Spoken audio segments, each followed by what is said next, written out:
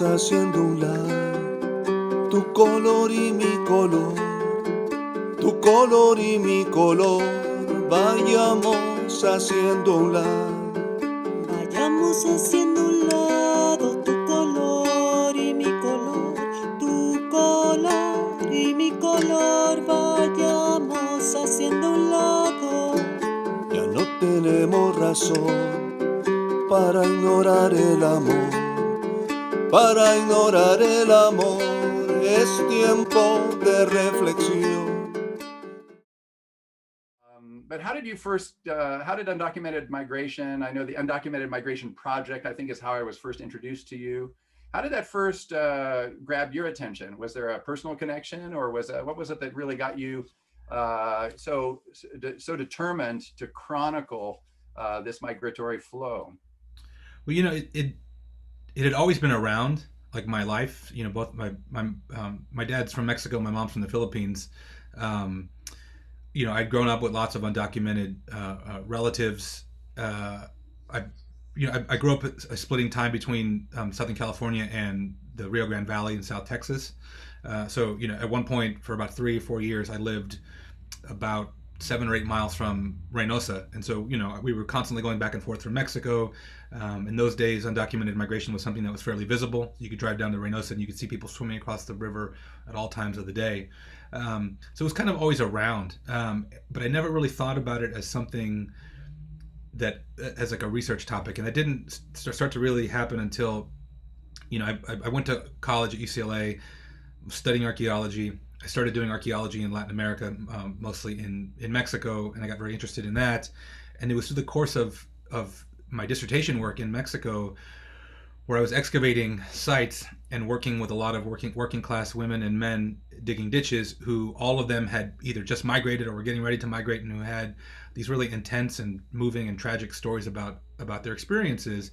And I increasingly became much more interested in the things that they were telling me than the things that were actually coming out of the ground.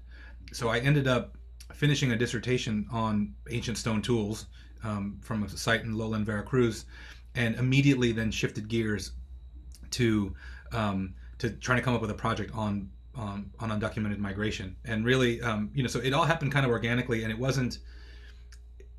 I went on the job market in 2008, right before 2007, right before the market crashed. And so at that point, here I am. I've just spent 10 years of my life doing archaeology, and now I'm proposing to do some vague project on immigration, which I had no background in, and was lucky enough to able to find a teaching position that allowed me to spend a couple of years transitioning into a new subject.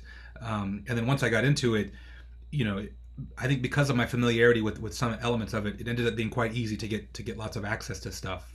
But it all happened. I mean, none of this was by design. Yeah, and do you think of yourself as an anthropologist or an archaeologist or both, or somewhere in between those two spaces? Yeah, I mean, it just depends on the day of the week and the sort of project. I mean, we're moving across so many different projects now. Some of them are archaeological or forensic. Some of them are like museum studies or museum exhibition based. And so, my first book is kind of a mix of ethnography, archaeology, and forensic science. This new book is really heavy on the ethnography, but then the follow-up project from that will kind of be going back to archaeology. Yeah, well, I think when I first was introduced to your work, what fascinated me about it, and this was the mid 2000s, and I'd been involved in one fashion or another along the US-Mexico border for, by that time, well over a decade. So I felt I was very familiar with undocumented migration, kind of a large scale, but I was really struck by your attention to detail. You were at that time, if I remember correctly, really embarking on the project of really carefully chronicling individual crossings of the border, especially those that resulted in deaths in the deserts of Arizona.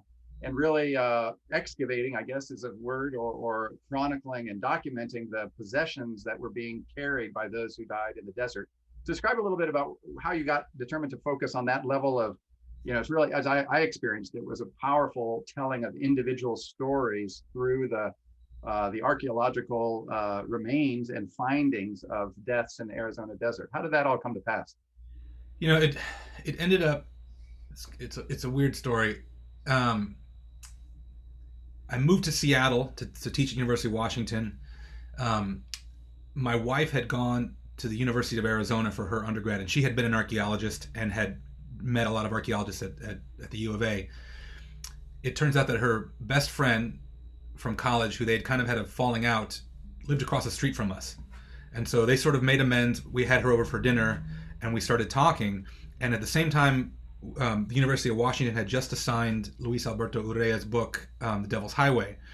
And so I'm like reading this book about border crossings, and I'm telling this person, how I'm interested in this issue, but I'm trying to find a project. And that book begins with a list of all the possessions that people had in these 14 men had in their pockets when they died. And so for me, I started thinking really immediately about the materiality of personal possessions and the archaeological kind of record. And this person, she says to me at dinner, she's like, well, when I used to do archaeological surveys in Arizona looking for Native American sites, we would oftentimes come across the things that border crossers had left behind. And she kind of said, like laughing, like jokingly, like, if someone was weird enough or crazy enough, they could probably do an archaeological project on that stuff. And so I was like, well, I'm probably a little bit of both. So I bought a plane ticket, and within like a month, I was in Arizona in the desert, looking at all this stuff and realizing that I had just spent 10 years doing archaeology, and I thought that I had really left all that behind. And then now suddenly here was this issue that I was so interested in that was now showing me that it had an archaeological record. And so it was a really, really natural progression to kind of go into that now, and just to think about it as this is part of a shared history, both of Latin America and the United States. This is part of American immigration history, and I just thought it should be treated like any other archaeological assemblage, with care and with respect. And so we just started taking all the methods that I had been trained to use for ancient sites and started applying them to this contemporary assemblage.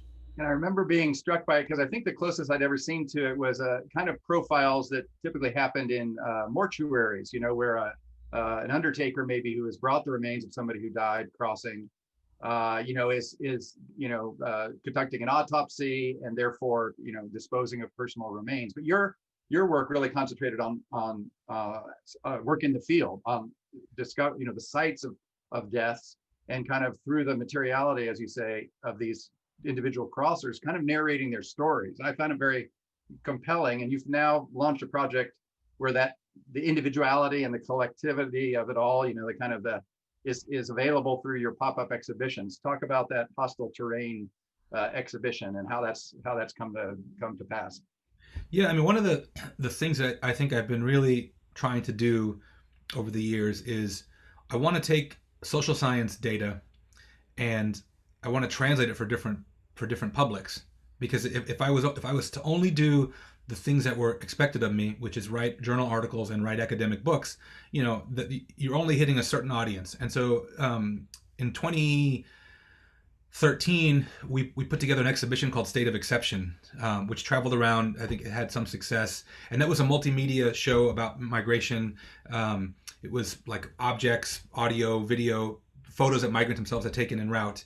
And so after that show closed, I wanted to find more ways to connect with an audience. And I really wanted to remind the American public, especially during this Trump era, that, there had been all these horrible things happening to migrants. And unfortunately, we had also lost sight of the historic nature of the brutality that people have been experiencing for decades. And so, we came up with this idea, Hostile Terrain 94, which is a fairly simple project.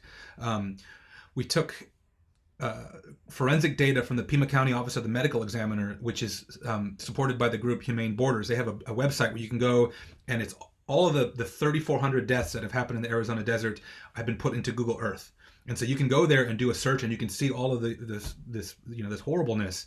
I wanted to find a way to take that information, that data, and bring it out into the public, but also find a way to kind of breathe life into these data points. And so I got the idea I said, look, what if we make a map of Arizona, we create custom toe tags with information for the dead, and then we find a bunch of hosting partners across Latin America, across the US, across every continent, and we ask them, we say, here, we'll send you the kit, and you put together this exhibition, and the primary thing that we ask you to do is you need to find enough volunteers to come in and to fill out 3,400 toe tags, which is a lot. It takes a lot of time and energy. Hundreds of people per site, taking them days to do this.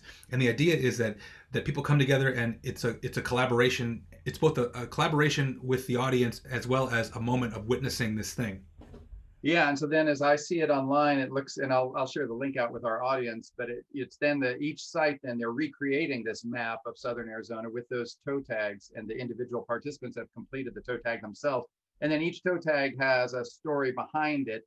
To what extent did you find it very variable? Where did some folks remain a little bit more just kind of data points for you, while others you learned through connections and further exploration a great deal about their personal histories? I mean, how did you end up? And was it easy? Is it easy to learn about the lives of people who died crossing the U.S.-Mexico border, or does it turn out to be a little hard to actually reconstruct some of these journeys? Well, unfortunately, for about 1,200 people on that map, those are unidentified bodies, and so we have no idea most of the details. And if you look at the map, you can the orange toe tags on the map represent people who are not unidentified, and the manila represent identified.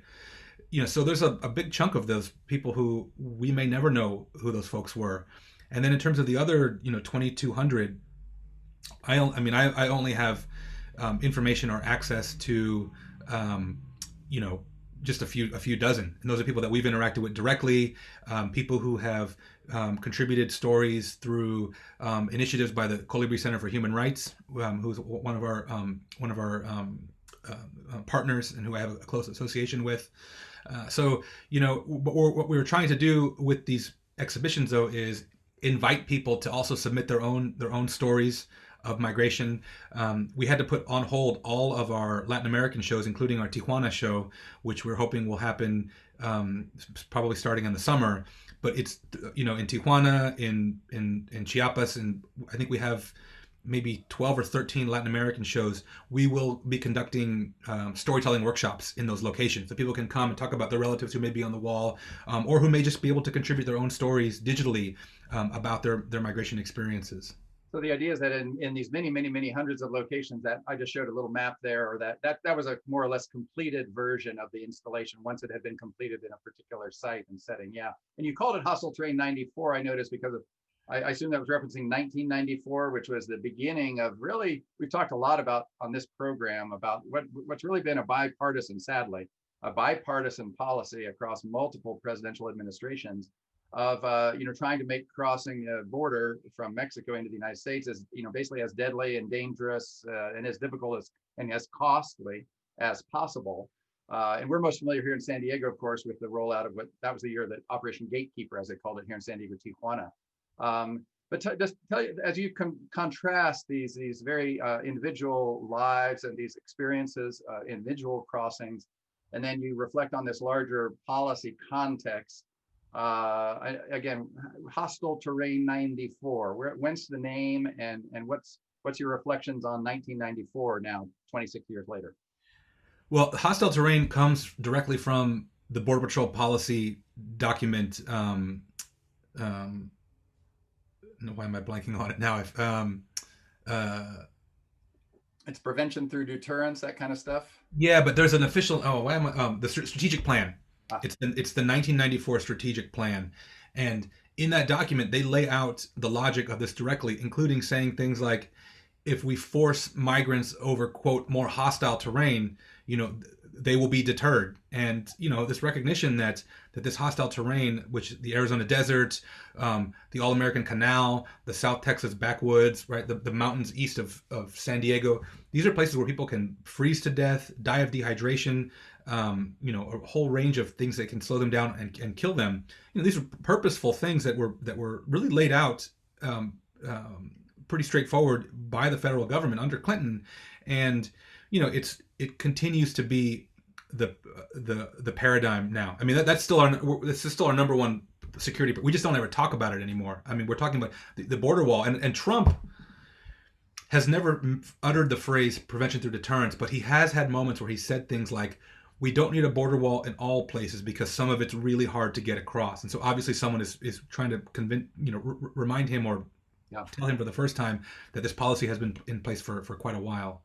Yeah, and so this idea that if we just make it difficult enough, deadly enough, costly enough, dangerous enough, people will stop coming. I often say that just facts on the ground. We've got a quarter century of evidence that the capacity of people to withstand suffering and the willingness of people to risk suffering is just much greater than U.S. policymakers ever imagined. Or do you think they did just know that, many thousands of deaths, that was just going to be part of the price to pay to pursue this policy? I know it's hard to read into the minds of, and we've had so many policymakers across the years, but does the U.S. government, did they just kind of forecast and say, well, a certain so many deaths is just part of the calculus of our attempt to harden the border? I think some in the beginning really thought that this would be a deterrent, and then once it started getting evaluated, and people were like, "It's all you're doing is killing people, but it's not slowing down migration." Then I think people just kind of became a bit ambivalent about it, and just sort of like, this is how it goes, and it does slow people down. It doesn't stop them though, and I think that they all think that that's at least just part of doing business. I am surprised that that the Trump administration hasn't owned this more, given all the brutal things that they are constantly highlighting that they're going to do, or that they seemingly enjoy doing, canceling TPS, putting babies in cages. I'm surprised that someone hasn't said, look, you need to show the stats on this. This policy. We're going to probably break the record for migrant death in Arizona this year. Yeah. As we entered the campaign season here over the last many months, of course, a lot of this conversation turned to politics. And I was always, I was curious to know whether President Trump was going to try to brand his 2020 presidential campaign with the border wall, almost like the logo of the campaign. It didn't seem that he did that quite so much. The border wall didn't figure quite so prominently in the campaign rhetoric. How about, are you following Arizona? How I know there's some controversial border wall construction projects in Arizona. Are you still connected deeply to the Pima County networks, and what's your ongoing relationship with the hostile terrain of Arizona? I'm there as much as I can be. I haven't really been doing field work in Arizona since 2014. I've gone back and forth off and on. I go to Tucson, Arivaca.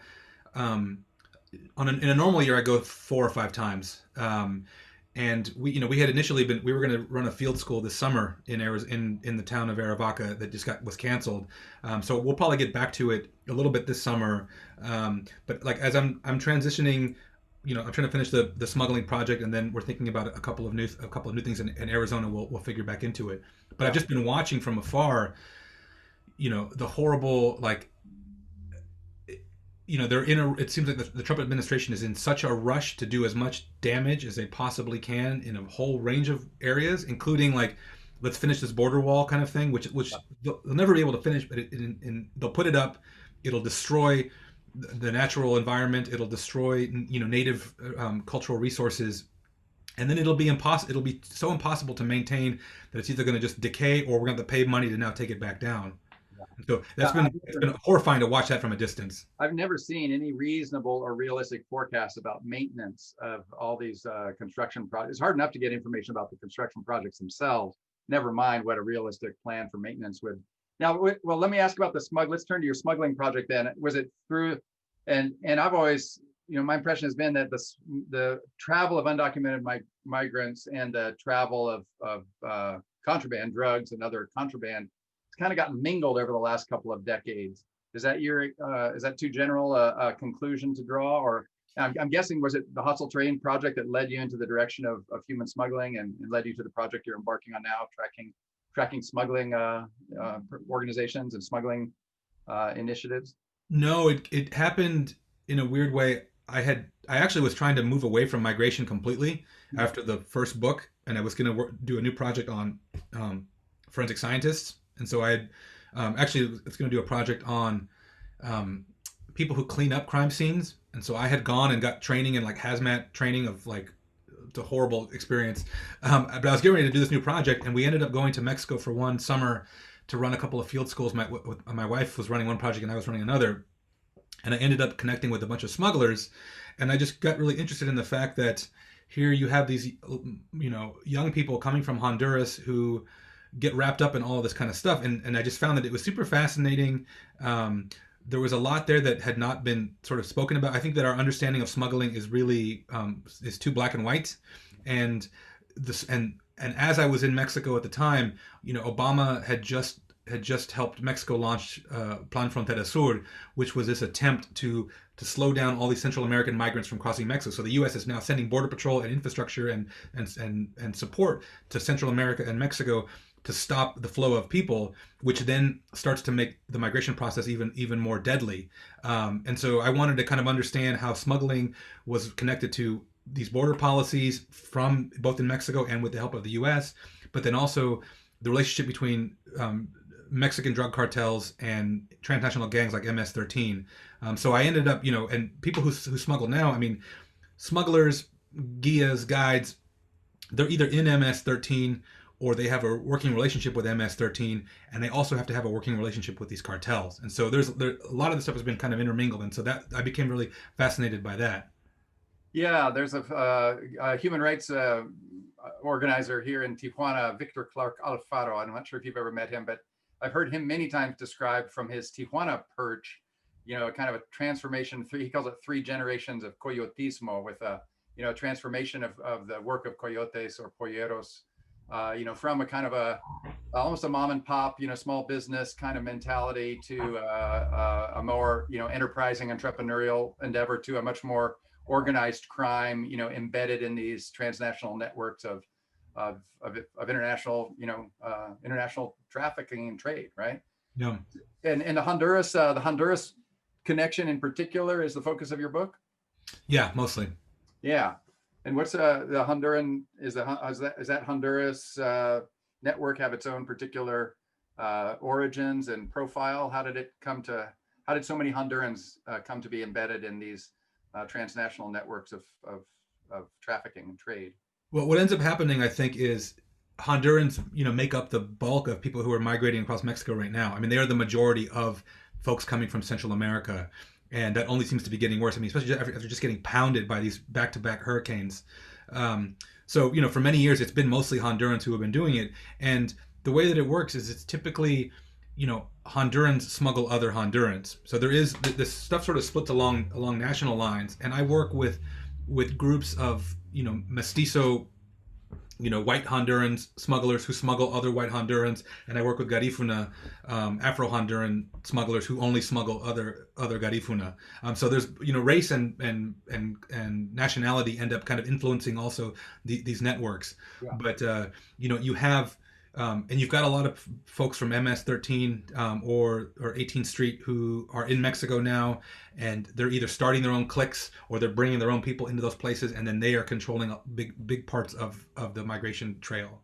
Yeah. So here in San Diego, Tijuana, historically, we've not received a heavy traffic of Central American migrants. Mm-hmm. Most arrivals at San Diego Tijuana border historically have been from the interior of Mexico or from other parts of the world where they kind of get Tijuana on the big port of entry here as on their brain. But so it's really 2018 was the first time we saw one of the large caravans that kind of determined to travel to Tijuana, and somewhere between 8,000 and 10,000, mostly Central Americans, arrived in the space of 6 weeks. It was a very hectic time on the streets of Tijuana. And Via International, the group hosting today, is very deeply engaged with those populations, because the vast majority of them will never achieve their purported dream of gaining asylum in the United States. They'll end up in Tijuana. But historically, that Central American traffic, traveled more toward Arizona or Texas because of the proximities of the border there.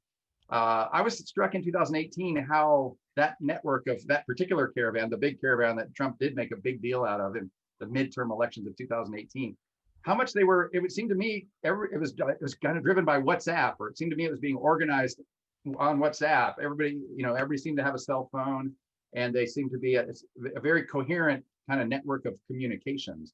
Is that your observation of the trafficking and trade that you're chronicling? Are these folks connected virtually through their mobile devices? Well, with the caravan, I mean, you do have NGOs and other folks who are trying to facilitate that movement, and that movement really is a reaction to the fact that those folks are trying to avoid as much as they can the smugglers and the MS-13 and others, because of the heavy extortion that occurs. And so I think those folks who are sort of accompanying the caravan are using cell phones, Facebook, WhatsApp to communicate. But I think in general, smugglers are using WhatsApp, cell phones, the internet to connect with folks. I mean, the guys I work with they have 3 cell phones, and all of them are constantly buzzing. But at the same time, one of those guys can get killed or kidnapped or arrested and deported back, and those spots are filled up immediately by someone else who just showed, here's a new cell phone, here's the numbers to kind of call. So it really has facilitated that movement in a whole new kind of way. Yeah, and so I hear you, at least I hear you talking about it's a truly these are transnational. I often in the news they get called Mexican drug cartels, but these really are transnational organizations. It seems to me. Are you finding that these networks are really spanning that Central America, Mexico, Southwest United States kind of diaspora? Well, the way that it works for the folks that I work with, the gangs, the mareros, the maras, they control parts of the train tracks, which is the routes that migrants are taking, and they're typically now walking on the train tracks, not hopping on trains. So they control particular segments where they are then taxing someone. So it might work like this: you cross over from Guatemala into Mexico, and you pay $100 at the river, and you're paying $100 to organized crime on the Guatemala side. A drug cartel. It could be a Mexican drug cartel, probably a Guatemalan Mexican drug cartel sort of connection.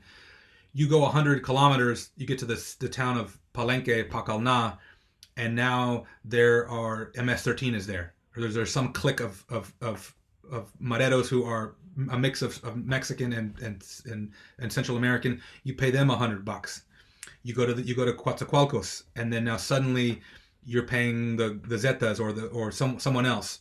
So it just depends on whose territory you're sort of crossing through. But MS-13, Bloods, 18th Street, they have this kind of much bigger, I think, but more loosely organized transnational connection where there's folks in the Bronx who are making phone calls to Honduras who are then sending folks across Mexico, and then there are Mexican drug cartels in Mexico who are sort of siphoning off that movement. Yeah, and then our security efforts, the border wall, as we were discussing earlier, this dream, this vision, again spanning 30 years of hardening the U.S.-Mexico border, doesn't seem to have proved a real impediment to this particular kind of trafficking and trade. Is the one, given all the complexity of this and the territory they've got to cover, is the actual crossing of the U.S.-Mexico border just another inconvenience? It's probably a line item on a budget somewhere about what's required to get your goods across the actual U.S.-Mexico border. It's harder now to cross Mexico than crossing Mexico now is difficult and it's expensive. I mean, you're talking about between $6,000 and $8,000 per person. Where the U.S.-Mexico border, I mean, not a lot has changed with whatever security measures we currently have. I don't think it's that much harder to get across. But Mexico for sure has, but Mexico's gotten more dangerous because of the cartels and because of other, not so much because of the ramping up of immigration, but because the fact that these cartels and these gangs see it as a very profitable thing to now start, cashing in on. Yeah. Well, there's a question here in the chat room, and it was very much on my mind too about, I'll frame it in terms of your hopes for the future. Do you feel like the Biden administration, I'm not sure whether I know the Department of Homeland Security, I'm connected to a group here in the borderlands that is really somewhat encouraged by some of the folks who've been named to the DHS transition team for the Biden administration. But do you think the Biden administration, is there the wherewithal inside the Democratic Party to rethink U.S.-Mexico border policy, or to rethink some of this deterrence strategy of the last 30 years, or to rethink enforcement efforts or ways to combat international drug trafficking and trade? How do you feel much optimism when you think about the turning of the page of here in U.S. politics? I don't think it's going to come from the Biden administration. I think it's going to have to come from the people who are going to say, we voted for you, and now we don't want to go back to the Obama era when we were deporting people in mass, when we were hiding a lot of the stuff a lot of the stuff that Trump is doing now were just things that we'd been doing previously, but behind closed doors. I worry that it's almost like if you have someone who is screaming obscenities in a room and you're just like rattled by it, and you replace them with someone who's just mumbling those same obscenities, that's somehow a better thing now. And so I don't know. I'm hopeful that things will change. I mean, at least like with DACA, there's already some stuff on the horizon that I'm really optimistic about. But I think in terms of more stronger kind of change, I think that might have to come with some political pressure. I mean, and as far as I'm concerned, I mean, there's no like reforming ICE. That's not a system. I mean, it has become this uncontrollable monster, both economically and I think politically and culturally, that I don't see that as like you're going to fix the culture of ICE and now suddenly they're not going to be doing all these things that they've been doing. I think it's going to take a complete rethinking of these different organizations. And I mean, for me, a dismantling of Homeland Security, because right now, as it stands, we've seen just the brutality that this monster that was created by 9/11 can do to the American people and to other people. So I don't want to have this like this conversation about like let's sort of work on let's fix these things now. I think a lot of them are just not fixable at all. Yeah, yeah. Let me ask about is the so much is kind of bundled under the Department of Homeland Security post 9/11. Is drug, international drug enforcement, the anti trafficking, are those also within the framework of Department of Homeland Security? Are there agencies in the U.S. government under DHS that are charged with trying to combat that international that drug trade? Is that where that all happens to? It's all in the same place. Most of it's in CBP. So and the problem with that is, the construction of Homeland Security, a big part of it was based on this conflation of terrorism, drug smuggling, and undocumented migration. And when you talk to a lot of agents on the ground, especially young, I mean, folks my age who are not so young anymore, but who joined after 9/11, these folks joined the Border Patrol because they thought they were going to catch Osama bin Laden. And that was the discourse that Border Patrol Homeland Security was pushing out. Like you're going to secure the homeland and help fight terrorism, but we're not catching terrorists at the U.S.-Mexico border. But that's how we're selling it to the American people. That's how I think it's how we partly sell this border wall. Is people think that it's going to stop the next 9/11. Yeah, yeah. So that rethinking or reframing, we talk about this a lot here in San Diego, Tijuana. How to rethink and reframe the whole concept. Yeah, when you look at going back to the hostile terrain 94, how would you describe, is there a shorthand profile or that you would describe of some of the names or of some of the people whose toe tags are on that border wall? If you're talking to an uninitiated audience altogether, who are these people who cross the border undocumented? Well, it depends on the era. We went from like a 90% Mexican, mostly young men crossing the border, to in recent years like almost 50% Central American, with a much more diverse demographic now, with more children, underage people, more women crossing, more family groups. So you can you can just even looking at the deaths over the years allows you to basically track the changing demographics. And I think one of the powerful things for a lot of people about Hostile Terrain 94 is, and there will be a San Diego show happening and a Tijuana show to be determined, both date wise. But what people have told us is, when you come to the exhibition and you spend half an hour filling out the toe tags, every tag is different and people connect to it in different ways, whether it's someone who is your same age or their death date is a date that you have some memory of. We've found that people connect with these people in all kinds of different ways, which is really, for us, the goal of it is so that they don't become these numbers and sort of nameless, statistics, but they become a way for people to connect with. And, and also through the exhibition, we're launching, actually, if anyone's interested, tomorrow at 4 p.m. Pacific Standard Time, we will have a webinar on our augmented reality project that is coupled with Hostile Terrain. So when you go to the exhibition, you'll be able to scan it with your cell phone, and you can talk to, avatars, people who have crossed the desert, people who have died, whose family members have died in the desert, other humanitarians. So you're able to get a kind of 3D augmented reality tour of parts of the desert, which I think also, for us, it's always about trying to include and push forward the voices of migrants as much as possible. So if anyone's interested, you can go to our website for info, all of our social media, Instagram, Twitter, Facebook, all of that. We'll have our stuff, and it'll be live streaming on Facebook as well. And Jason, I just put in the chat room here, undocumentedmigrationproject.org. Is that the right link for people to get into this network? Yep, they can go there, and then from there you can learn about hostile terrain in one of the drop down menus. Okay, well, very good. We'll share that out on our Facebook feed as well. I'm going to go ahead and close out the time on Facebook, but before I do, I just want to say a quick. Well, first of all, thank you to Jason De Leon, and ask my team here in Zoom to join me with a big round of applause. And thank you, Jason, for taking the time. But then also just to share with our Facebook audience that this gathering on Tuesdays at 12 noon, we host it on Zoom. And if you'd like to join us, just drop us a message and we'll send you the Zoom information.